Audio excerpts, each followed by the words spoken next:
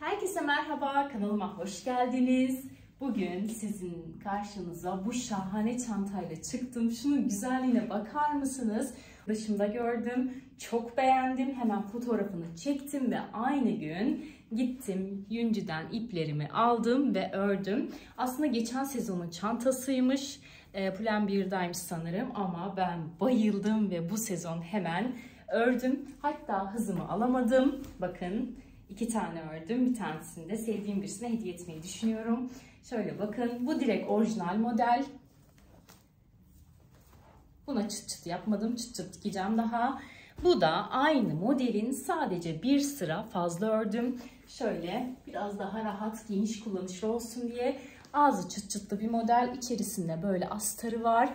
Birebir orijinal modelle aynı yaptım. Hatta astarını bile bakın. Birebir orijinal modeldeki rengiyle buradaki çıt çıtını bile aynı yaptım.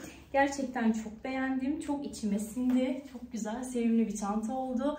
Özellikle elbiselerle falan yaz aylarında çok kullanışlı olur diye düşünüyorum. Çok güzel, içi çok geniş. Cırt cırtlı yapmamızdaki güzel yanda, çıt çıtlı yapmamızdaki yani daha rahat kullanışlı olur. Zaten orijinali de böyleydi. Evet. Gerçekten çok beğendim. Çok içime sindi. Dediğim gibi bakın hızımı alamadım. 2 tane ördüm. Yapımı gerçekten çok zevkli, çok basit. Bunu bir günde ördüm. Çünkü video çekmemiştim. Direkt başladım ördüm. Bunu da şöyle 2 günde falan bitirdim. Çünkü videoda anlattığım için zaman alıyordu yani. O yüzden de bakın İkisini de hazırlamış oldum sonuç olarak. İkisi de çok güzel. Çok beğendim. Farklı renklerle de yapabilirsiniz. Ben direkt orijinal rengini beğendiğim için bunu uyguladım. Normalde rafya iple çalışmışlardı ama rafya ipte renk seçeneği yoktu. O yüzden de ben kağıt iple çalıştım. Ve bakın gayet güzel. Hatta orijinal modelini şu an ekranda görüyorsunuz. Ondan bence çok daha güzel oldu. Şahane oldu. Çok az, hepsinden çok az yani 100'er gram bile diyebiliriz. Kağıt iple bunu hazırlamış oldum. Evet. Tığımı, diğer detayların hepsini açıklamalar kısmında bulabilirsiniz. Çantamıza geçmeden önce bir de bir şey söylemek istiyorum. Bu üzerinde görmüş olduğunuz örgü bulucu da sizinle paylaşmak istiyorum. Bunu daha önce nako iplikleri için çalışırken örmüştüm. O zaman hamileydim. Üzerime bile deneyemeden örmüştüm, düşünün. Ama şimdi giydim doğumdan sonra ve gerçekten de çok güzel. Şöyle duruşuna bakar mısınız? Üzeri işlemeli, şahane bir model. Bunu da isterseniz yine bu tarz bir çalışma kanalında yapabilirsiniz. Yorumlarınızı bekliyorum. O zaman vakit kaybetmeden çantamızın tarifine geçelim. Bu arada Instagram'dan da beni takip edebilirsiniz. Orada da detaylı fotoğraflar ve videolarım var. Çok fazla konuştum. O zaman kolay gelsin, iyi seyirler.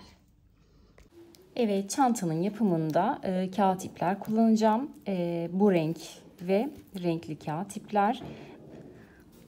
Tığım şöyle 3,5 milim ama ben elimi ayarlayabiliyorum. Eliniz eğer çok sıkıysa 4 milim kullanmanızı tavsiye ederim. Şimdi çantamızın tabanından başlayacağız. Şöyle sihirli halka yaparak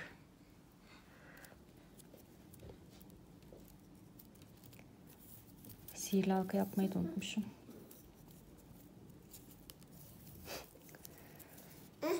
Bir dakika anneciğim. Evet, sihirli halka yaparak başlıyorum. Anne. Şöyle elime sardım. Anne. Efendim anneciğim. Yine örgü arkadaşım yanımda. Evet, bir tane sabitledim. Şimdi sık iğne yapmaya başlıyorum.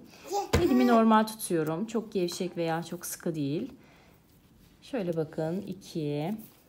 Toplam 10 tane sık iğne yapacağım. 3. Bu kağıt iple örmek gerçekten zor. 3, 4, 5, 6, 7, evet, 8, 9 ve 10. Evet, bakın 10 tane sık iğnemi yaptım. Şimdi şu ipimi çekiyorum ve halkamı daraltıyorum. Evet. Çekebildiğim kadar, kopmaması önemli. sağlamlık açısından şu kalan kısmını da örerek, aralara katarak öreceğiz. Daha sonra bakın bulunduğum noktadan hemen sıradaki sık iğneye batıyorum. İyi yaşa. Ve bir üst sıraya geçiyorum. Bir üst sıraya geçtiğim noktada kafam karışmasın diye buraya bir ayraç yerleştiriyorum.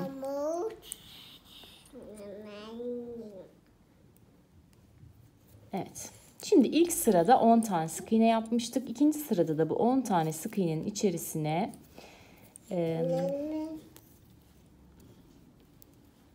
yine sık iğneler yapacağız. 2'şer tane. İlkini yapmıştım. İkincisine batıyorum. 2. Bir sonrakine geçiyorum. 3. Bir sonrakine geçiyorum. Aynı noktaya tekrar batıyorum. 4.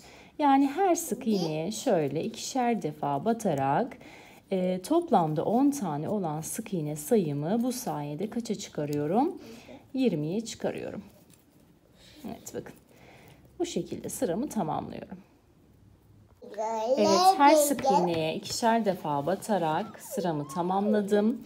Şimdi bir üst sıraya geçiyorum. Şöyle ayracımı çıkarayım. İlk kısmı batayım. Evet. Tekrar ayracımı takıyorum. Kafamız karışmasın. Bırak kızım ipimi. Evet. Şimdi geldik bir üst sıraya. Bir önceki sırada hepsine çift batmıştık. Teşekkür ederim. Şimdiki sırada da bir tek bir çift yapacağız. İlk tekimi yaptım. Bir sonrakine hemen. Tamam al. Çift batıyorum.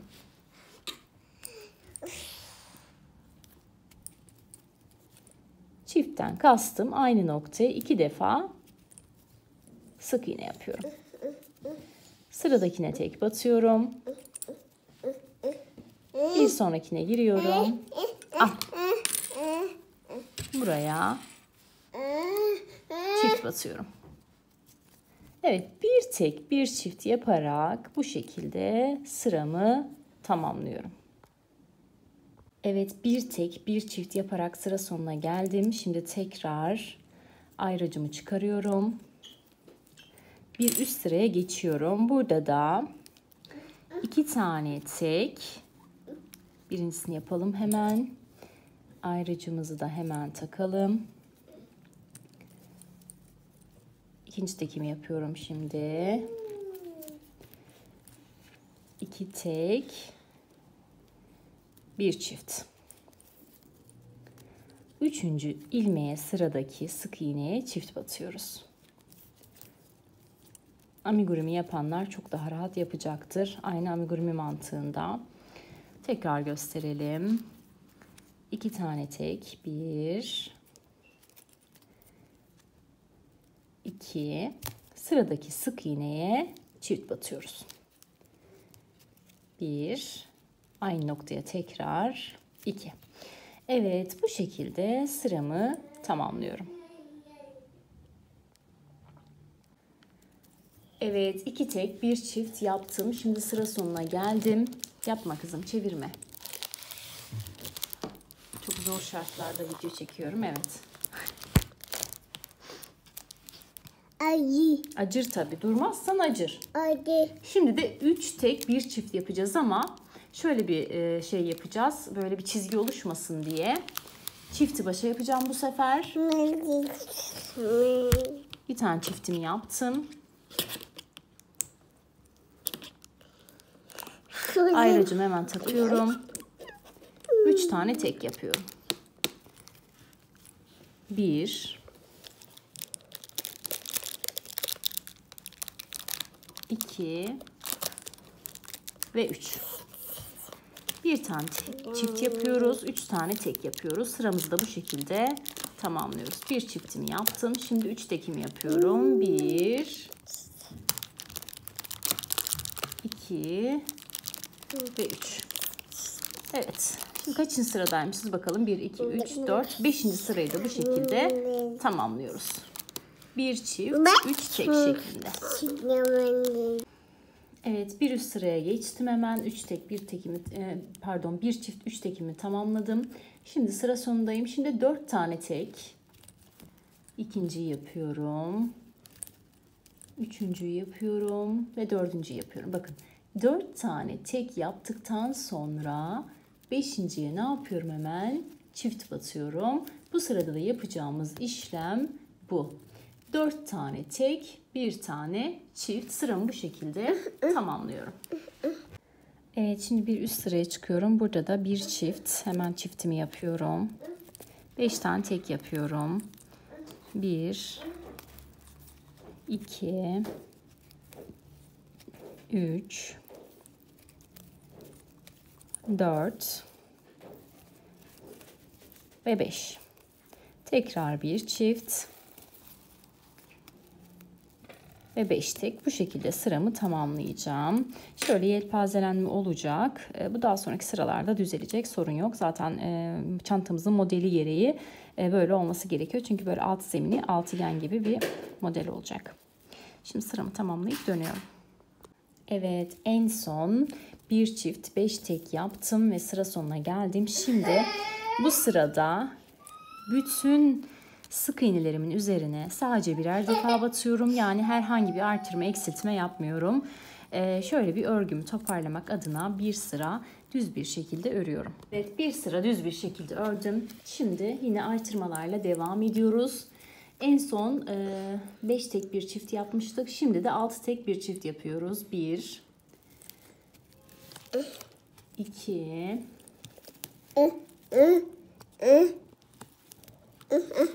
3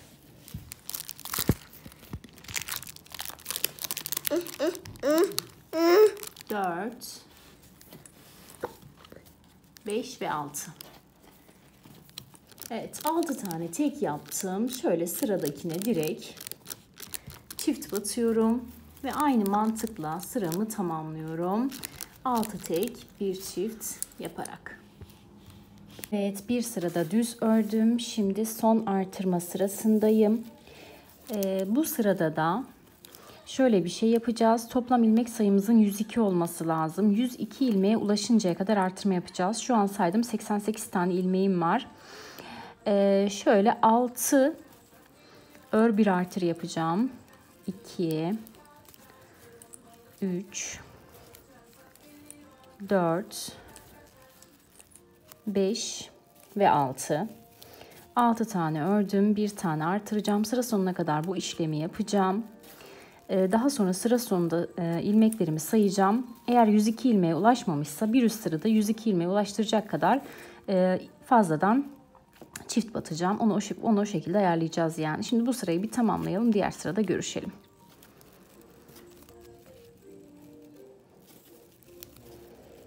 Yani modeli tam kurmamız için 102 ilmek olması gerekiyor. Şart bu. O alt tabandan. O yüzden de 102 ilmeğe ulaşmamız gerekiyor. Evet. Evet, 6 tek bir çift yaparak sıra sonuna yaklaştım. 4 tane ilmeğim kaldı. Bakın şimdi ben ilmeklerimi saydım tamamını. 100 tane ilmek oluyor. Şu 4 ilmeğin ilkine tek batıyorum. İkincisine şöyle çift batıyorum. 101 ilmek oldu. Bir sonrakine tek batıyorum. Ve son ilmeğime de şunu bir çıkarayım.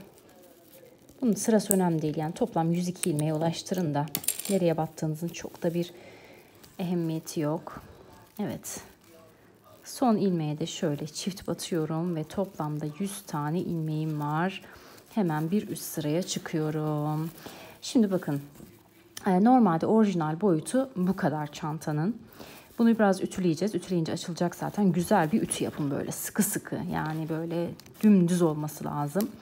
Ama bu aşamadan önce ben bir tık daha boyunun büyük olmasını istiyorum. Çünkü bir önceki çantamı tam buna göre yaptım.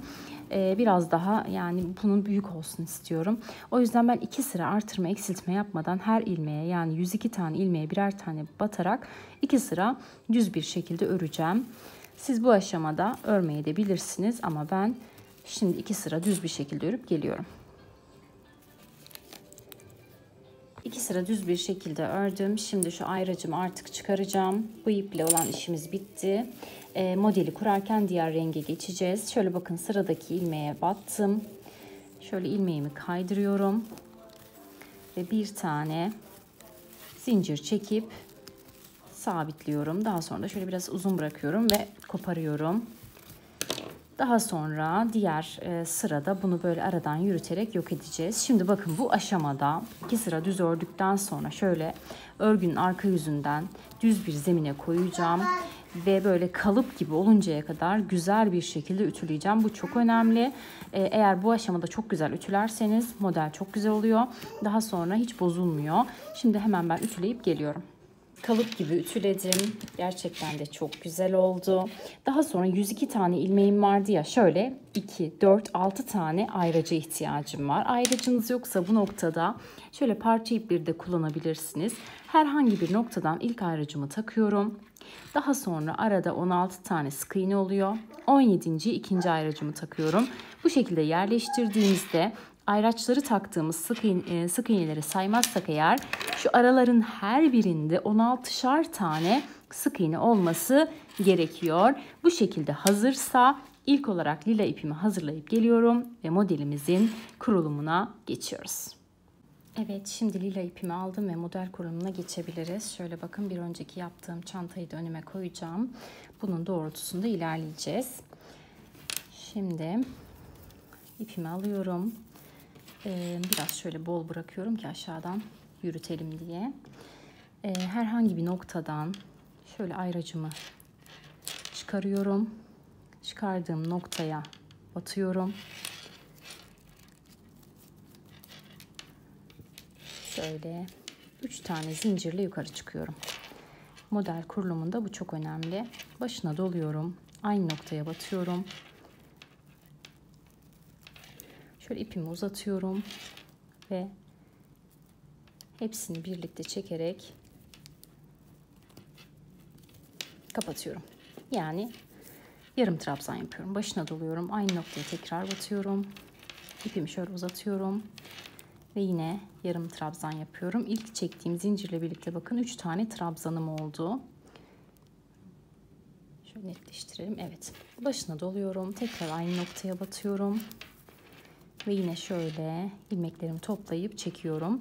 Bu modelde yarım trabzan kullanıyoruz. Normal trabzan yapmıyoruz. Tamamen örgümüz yarım trabzandan ibaret olacak. Şimdi başına doluyorum. 4 tane burada yarım trabzanım oldu. Bir sonraki boşluğa geçiyorum. İpimi uzatıyorum buraya. Şöyle bir tane yarım trabzan yapıyorum. Başına doluyorum. Zincir falan kesinlikle yok. Bir sonrakine giriyorum. İpimi uzatıyorum ve yine yarım trabzan yapıyorum. Bu şekilde aralara yarım trabzan yaparak devam ediyorum. Tekrar başına doladım. Bir sonrakine geçiyorum. İpimi uzattım ve yine yarım trabzanımı yapıyorum. Bir sonrakine girdim. İpimi uzattım ve yarım trabzanımı yaptım. Başına doladım. Bir sonrakine giriyorum ve yine yarım trabzanımı yapıyorum. Kaç tane oldu? 2, 4, 5 tane oldu. Toplamda 6 tane olacak. Bu arada ipi de şöyle arkadan yürütüyorum. Tekrar girdim. 6. sefer. Hepsini birlikte topluyorum. Bakın, şurada artırma yapmıştık. Bir tane sık iğnenin içerisine 4 tane trabzan yapmıştık. Buradan sonra 1, 2, 3, 4, 5, 6 tane yine yarım trabzan yaptım tekli batarak. Şimdi başına doladım. Şu ipi artık arkaya gönderebiliriz. Yürüttüğümüz yeterli. Bir sonraki boşluğa giriyorum. İlmeklerimi çıkarıyorum ama örmüyorum. Bakın, çıkardım, tutuyorum. Başına doluyorum. Bir sonrakine giriyorum. Yine ilmeklerimi çıkarıyorum ama örmüyorum. Şimdi başına doluyorum. Bir tane bakın sık iğne atlıyorum. Bir sonrakine giriyorum ve yine ilmeklerimi çıkarıyorum. Daha sonra bu ilmeklerin hepsini bir arada topluyorum. Bakın, şu noktayı yaptık. Şu noktaları yapıyoruz. Tekrar doluyorum. Bakın, hiç arada zincir vesaire yok. Bir sonrakine giriyorum. Hepsini birlikte toplayıp yine yarım trabzan yapıyorum. Bir sonrakine giriyorum. Hepsini topluyorum. 2. Bir sonrakine giriyorum. Hepsini topluyorum. 3. Şurada ipim düğümlendi. Bunu hemen çözüyorum. Kağıt ipi örmek gerçekten çok zor. Evet, 3 tane oldu. Şimdi 4, 5 ve 6. Modelimiz bundan ibaret. Bakın şurası böyle büzüştü. Burası yukarı kalktı. Şimdi ikinci modele geçeceğiz. Şu ayracımı çıkarıyorum. Bu noktaya yine 4 tane yarım trabzan yapıyorum. 1, 2, çok kötü ses çıkıyor. 3 ve 4. Yani ne yaptık? Başa döndük. Devam ediyorum. 6 tane tekli trabzan yapacağım. Daha sonra şuradaki toplama işlemini yapacağım. 6 tane tekli trabzanımı yapıyorum. Yarım trabzanımı. 1, 2. Şunlar çok kötü ses çıkarıyor. Çıkaracağım. Evet, ses çıkmasın diye çıkardım. Umarım karıştırmam yerlerini. 2, 3, 4,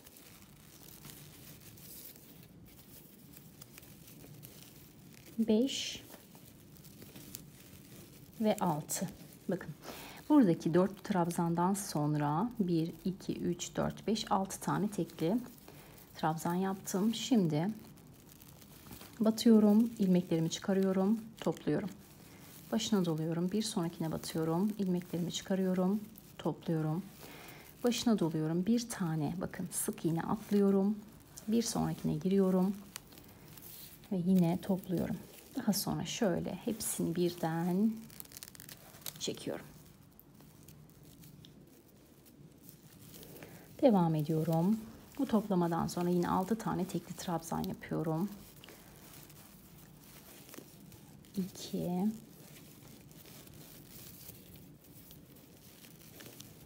3, 4,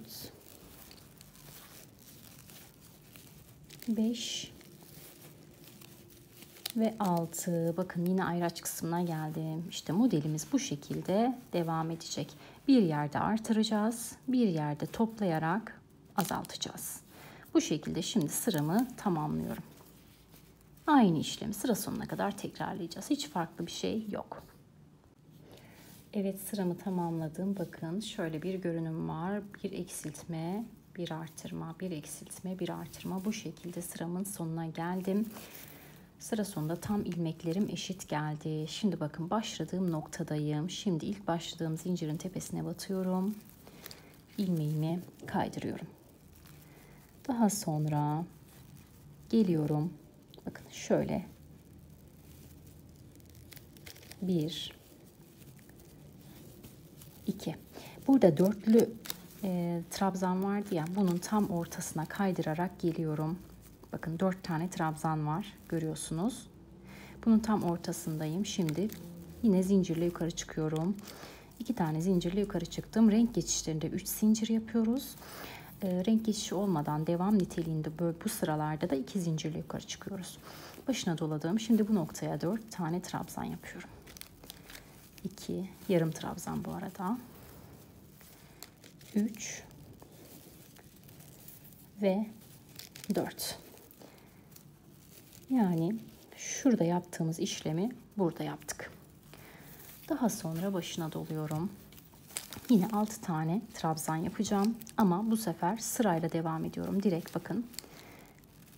Şu alt kısımdan batıyorum. Şu kısımlara değil, alt kısma batıyorum. Birinci trabzanım. Doladım. Bir sonraki boşluğa batıyorum. İkinci trabzanım. Bir sonrakine batıyorum. 3. trabzanım. Bakın. Bir sonraki boşluğa batıyorum. 4. trabzanım. Bir sonrakine batıyorum. 5. trabzanım. Şöyle karşıdan daha net görünsün. Dolayıp bir sonrakine batıyorum ve 6. trabzanımı yapıyorum. 6 tane trabzandan sonra tekrar kesme yapıyoruz. Bu arada bebeğim uyuduğu için biraz sessiz konuşmaya çalışıyorum. Umarım rahatsız olmuyorsunuzdur. Başına doladım. Bir sonrakine batıyorum. Çıkardım, topladım. Bakın şu topladığımız kısmın bir öncesine batıyorum. Yine topluyorum. Şimdi burada önemli bir ayrıntı var. Şu topladığımız kısma batmayacağız. Bütün sıralarda aynı. Burayı atlayıp bakın bir sonraki boşluğa batıyorum ve topluyorum. Ardından da bütün ilmekleri aynı anda geçiriyorum, topluyorum. Evet. Bütün numara bu. Yine başına dolayıp devam ediyorum. Aralara yine 6'şar tane tekli trabzan yapacağım. 1 2 3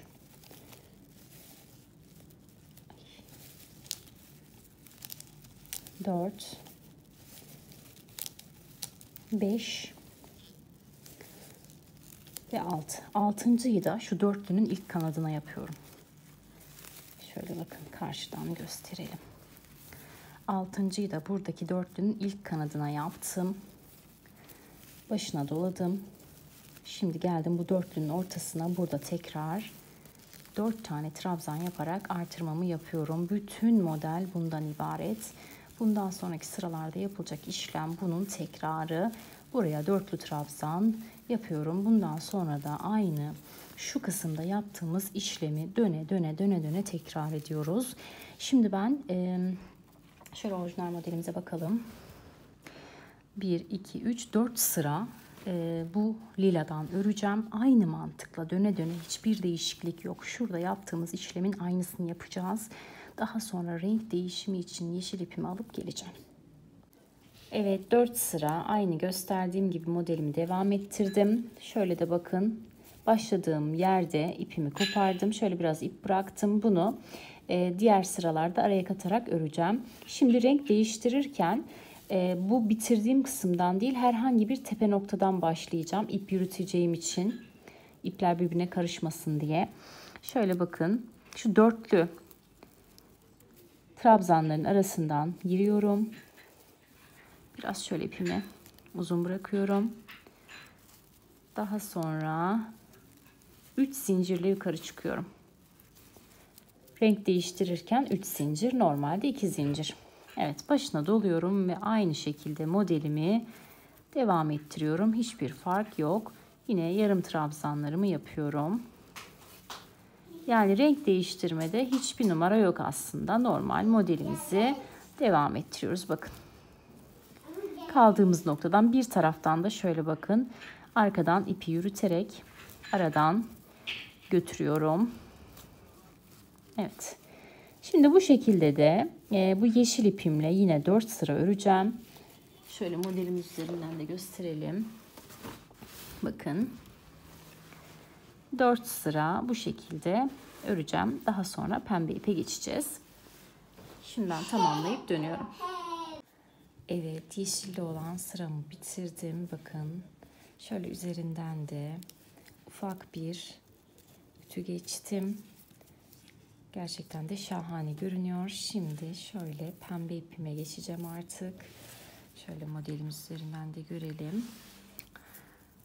Biraz şöyle ipimi uzun bırakıyorum. Tam bu ortadaki dörtlü vardı ya. Onun ortasına batıyorum. Ve 3 zincirle yukarı çıkıyorum. Renk değişimde 3 zincirle yukarı çıkıyorduk. Bunu daha önce de söylemiştim. Başına doluyorum. Aynı noktaya tekrar 4 tane trabzanımı yapıyorum.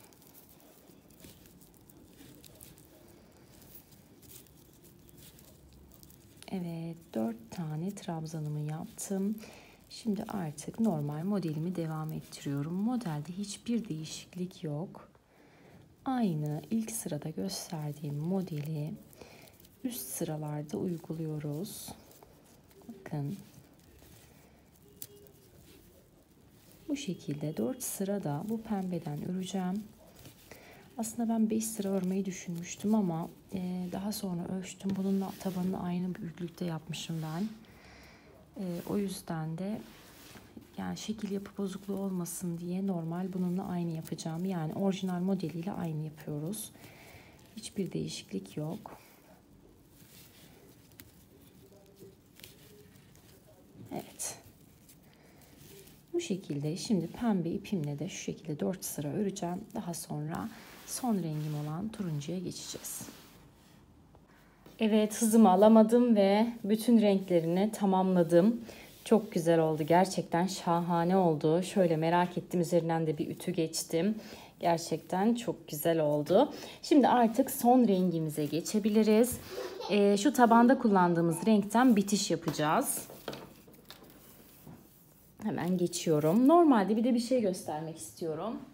Orijinal modelde şöyle sadece 2 sıra yapılmış bu hasır rengiyle. Şöyle bakın, hatta şöyle kaldıralım. Evet. Bakın sadece 2 sıra yapılmış hasır rengiyle orijinal modelde. Ama ben bu modelin biraz daha uzun olmasını istiyorum. O yüzden de şu 2 sıranın altına bir sırada normal şu trabzan sırasına uygulayacağım. Siz bu aşamada çok uzun olmasını istemiyorsanız, bu boyu istiyorsanız yani bu sırayı atlayabilirsiniz. Evet, şimdi bu hasır rengini alıyorum ve bir sıra şuradaki trabzan modelinin aynısını yapıyorum. Evet, bu arada partnerim de anlatmaya başladı. Ekrana sığmıyor ama yine aynı tepe noktasından aynı modeli uygulayacağım. Şuradaki dörtlü bakın trabzanın altından giriyorum ve buradan ipimi sabitleyip örmeye başlıyorum. Evet, bir sıra bu trabzan sırasından geçtim. Görüyorsunuz, bunda geçmemiştim. Bunda direkt şu bitiş sırasını yapmıştım, 2 sıra. Şimdi bitiş sırasına geçiyoruz. Bakın tepe noktadayım. En son artık birleştirmemi yaptım. Bir tane zincir çekiyorum ve aynı noktaya bir tane sık iğne yapıyorum. Bir sonraki noktaya batıyorum. İkinci sık iğnemi yapıyorum. Bir sonrakine batıyorum. Üçüncü sık iğnemi yapıyorum. Bakın. 3 tane bu tarafa sık iğne yaptım. Daha sonra doluyorum. Yine bu ara kısımlara şöyle yarım trabzan yapıyorum. 2 3 4. Bakın. Şimdi gittikçe şöyle ipimi uzatarak aradaki mesafeyi kapatmak adına trabzanlarımın boyunu uzatıyorum. Bakın artık şu V kısmını kapatacağımız için ipimin şöyle boyunu uzatıyorum ve bu noktayı kapatmaya çalışıyorum. Bu arada şu en son toplama yaptığımız V'nin tam ortasına batmıyorum. Bir sonrakine batıyorum ve bakın birleştiriyorum. Daha sonra devam ediyorum yine uzun trabzanlarla. Ay pardon ya, batmadığım kısım şu kısımdı. Şimdi diğerini şöyle görünce hatırladım. Şuraya değil alta batıyoruz. Yoksa burası açık kalıyor. Şu bitiş ipini bir alalım. Yine şöyle alttan batıp uzunca bir trabzan yapıyorum. Şöyle karşıdan baktığımızda bakın şu noktaya kadar trabzanlarla devam ediyorum ama artık yukarı çıktıkça trabzanların boylarını şöyle göz kararı birazcık kısaltıyorum. Yani şurada yaptığımız uzun işlemleri artık bu noktaya geldikçe ne yapmıyorum? Yapmıyorum.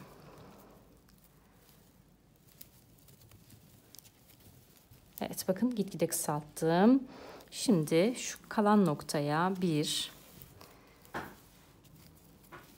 2 ve bu tepe noktaya 3 sık iğne yaparak geliyorum. Evet. Yaptığımız işlem bu şekilde. Bir tane daha bu sıradan yapınca gayet güzel olacaktır. Şimdi devam edelim. Burayı da göstereyim. 1, 2,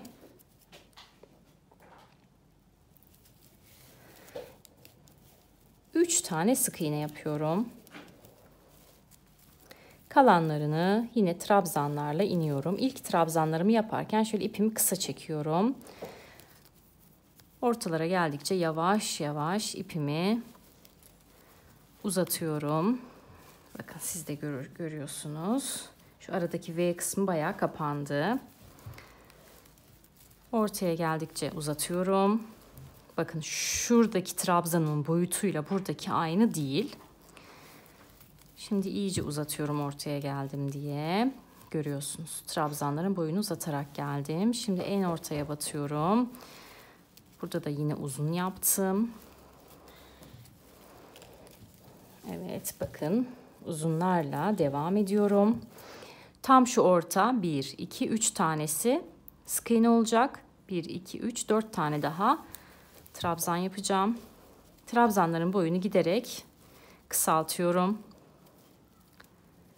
Bu arada yanlış yere battım. Şöyle alta batacağız. Trabzanların boylarını giderek kısaltıyorum. Tepe noktaya ulaştıkça. Bir tane daha yapacağım. Bunu biraz kısa yapacağım. 2 yaş sendromuyla da uğraşıyoruz bu arada. Kalanlarına da şöyle 1, 2, geliyorum kızım. 3 tane sık iğne yapıyorum ve sıramı aynı mantıkla tamamlıyorum. Evet, aynı işlemleri yaparak sıra sonuna kadar geldim. Şimdi ilk başladığım yere şöyle batıyorum tepeye.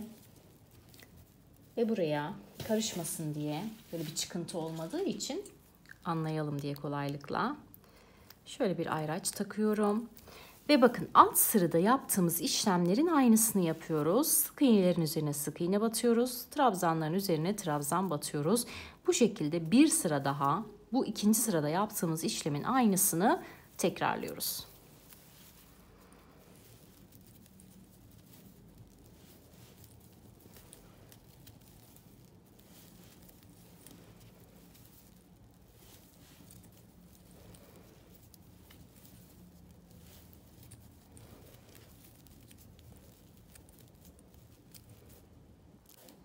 Evet, şöyle bakın sıramın sonuna geldim.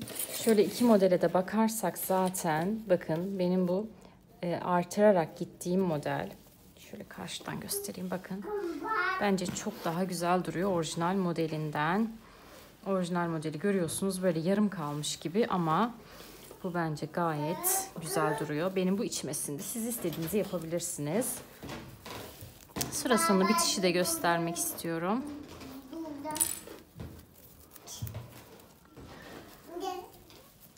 Şöyle sık iğnelerle geliyorum. Evet. Geldim tepe noktaya. Tepe noktaya batıyorum. İlmeğimi şöyle kaydırıyorum. Bir tane zincir çekiyorum. Şöyle ipimi birazcık bırakıp koparıyorum. Ardından da burayı şöyle içten göndererek gizleyeceğim. Daha bu tığ biraz kalın. Şöyle ince bir tığla gizleyeceğim. Şimdi iplerini temizleyelim. Üzerinden tekrar bir ütü geçeceğim. Ama ondan önce şunu da paylaşmak istiyorum sizlerle.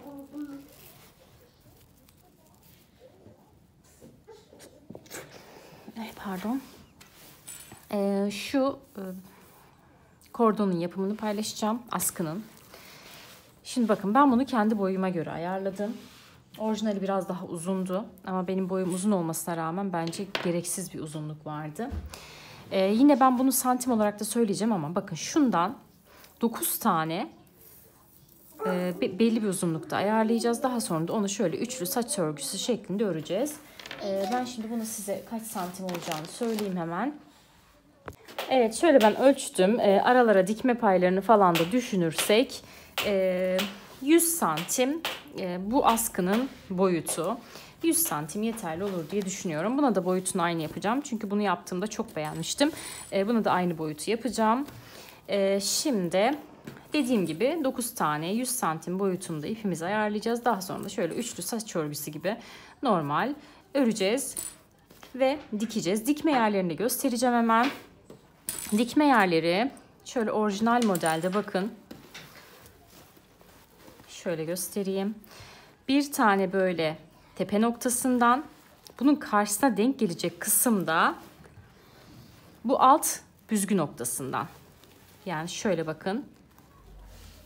Büzgü noktası, tepe noktası, büzgü noktası, tepe noktası. Bir tanesini buraya. Arada şöyle bir büzgü, bir tepe, bir büzgü. Diğerini de büzgü noktasına. Yani bakın sağ taraftaki tepe noktasına şu an göründüğü üzere, sol taraftaki büzgü noktasına. Aynı hizadan da diğerlerini şöyle karşısına yerleştiriyoruz. Bu büzgü noktasındaki tepe noktasına gelecek karşısındaki. Tepe noktasındakinde karşısına büzgü noktası denk gelecek. Yani birbirinin tam zıttı şekilde çantamızın askısını yerleştiriyoruz. Şimdi hemen ben detayları tamamlayıp geliyorum. Evet, şöyle askısını da yine bir göstereyim de. Bakın 9 tane ipimi ayırdım. Normal saç örüyor gibi. Kamerada zor olacağı için yapamıyorum maalesef yaparken. Şöyle bakın. Örüyorum. Bunu biraz sıkı yaptım. Şunu biraz gevşek yapmıştım. Size hangisi uygunsa ondan çalışabilirsiniz. Daha sonra da belirlediğim kısımlara şöyle alttan dikeceğim. Hangi yerlere dikeceğim onu da göstereceğim. Bu arada şöyle göstereyim. Şöyle güzel bir keten kumaştan görüyorsunuz. Astar diktim. Elimle diktim. Çünkü terziye sordum, 100 liraya dikerim dedi. Sadece şu kadar basit bir şeyi 100 liraya diktirmek de bana saçma geldi yani. O yüzden kendim diktim. Bakın gayet de güzel oldu. Şimdi şunu tamamlayıp 2 tane aynı boyutta 100 santim boyutunda kestim. Daha sonra böyle örüyorum ve dikeceğim. Önce bunu dikiyoruz. Daha sonra astarı üzerine dikeceğiz. Biri tutsa daha kolay olur da şu an tutacak kimse olmadığı için biraz zorlanıyorum. Evet, askıları bu şekilde hazırladıktan sonra şöyle, çok da önemli değil askıların şekli. Şimdi bakın şöyle çantama ayraçlarımı taktım, askıları yerleştireceğim kısımlara. Bakın bir taraf aşağısı toplanan büzgülü kısım, bir taraf yukarısı artırılan kısım. Arkası da tam zıttı, bir taraf yukarısı bir tarafta aşağı büzgülü kısım olacak. Şimdi şöyle ayırdığım kısımlardan bir tanesine bakın. Bu şekilde alttan yerleştireceğim. Şu iple güzelce dikeceğim. Daha sonra diğerini bu kısma, bakın askının diğer ucunu bu kısma dikeceğim. Daha sonra da çevirip diğer askıyla diğer taraflara dikeceğim. Şimdi hemen dikip geliyorum. Evet, askıları da şöyle bakın yerleştirdim. Şu kısımlara diktim. Şimdi üzerinde güzelce astarla kapatıp dikeceğim. Evet, son olarak astarını da diktim ve çantam hazır. Şöyle bakın göstermek istiyorum. Astarını da diktim. Elimle çıt çıt da diktim. Bu şekilde. Ve çantam hazır. Gerçekten şahane oldu. Şunun güzelliğine bakar mısınız? Hazır alınmış gibi. Bu arada bunda demiştim bir sıra fazladan ördüm diye. Bence çok daha güzel oldu. Şu an içi boş. Şimdi içine birkaç bir şey yerleştireyim. Formunu daha iyi anlayacaksınız. Daha güzel duracaktır. Hemen içine bir şeyler koyup geliyorum. Evet, şöyle içine bir şeyler koydum ve görüyorsunuz duruşu gerçekten şahane. Ben çok beğendim, çok içime sindi. İsterseniz benimle aynı bu şekilde de çalışabilirsiniz veya da şöyle göstereyim, direkt orijinal modeli de çalışabilirsiniz. Zaten birebir aynısı, sadece bunun şöyle üst kısmında daha az sıra var. Benim şu kendimi ördüğümde bakın bir sıra daha fazla. Bunu da gerçekten çok beğendim. İkisi de şöyle şahane oldular. Duruşlarına bakalım. Evet.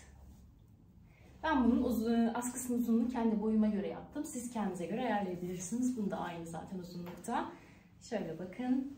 Harika görünüyorlar. Evet, harika, çok zevkli, güzel bir proje oldu. Deneyeceklere kolaylıklar diliyorum. Kanalıma hala abone değilseniz abone olup beni desteklerseniz çok sevinirim. Başka bir projede görüşmek dileğiyle. Hoşça kalın.